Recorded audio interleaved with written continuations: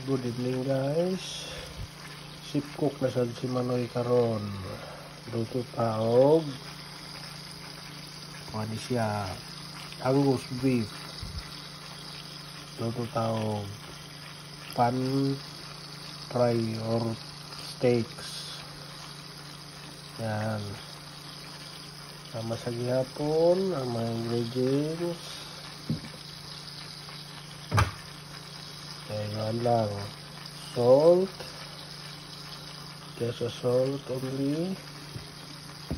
And garlic. Oh, onion. And this one is garlic. And then this one is pepper. Muna siya akong mga ingredients sa akong steaks. Ayan.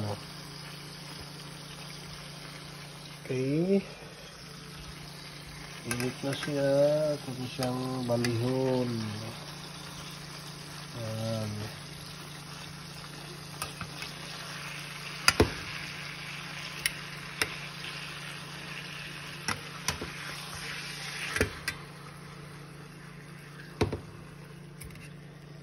Ayan. Nabali na nato tanan. Ayan.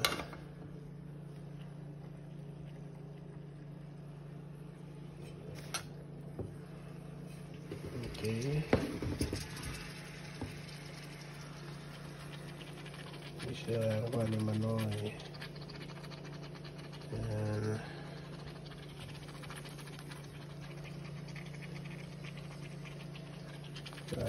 Basta gutumon. Makaton gigluto. Muna siya ang ano ni Manoy. Ito na siyang dagdagan og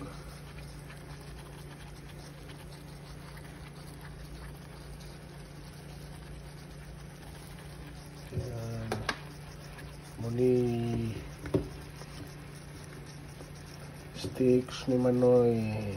Akong version dili ni ingon nga nangupi ako kukuan basta kay ako ni siyang version. Wa ko gisulod nga recipe kundi ako running a recipe which is taste different and taste good. Ayan. Pagkahuman ini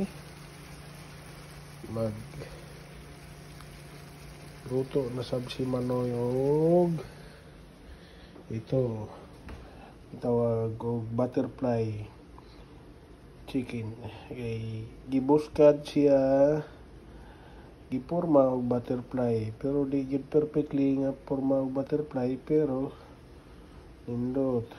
Ni siya waiting na isda si Manoy na siya iprito ko na karon. Basta kompleto recados pa di hapon ni Manoy. So karon lang unahon ko rin akong paborito nga steaks.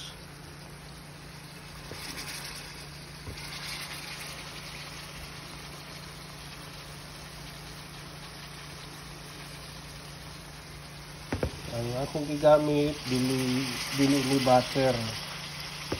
This is only virgin oil. Muna siya akong gigamit kay ang butter, lamig siya ng butter pero mas nauyon ko sa virgin oil. Okay. Update ko lang kamo sa finished product. Okay.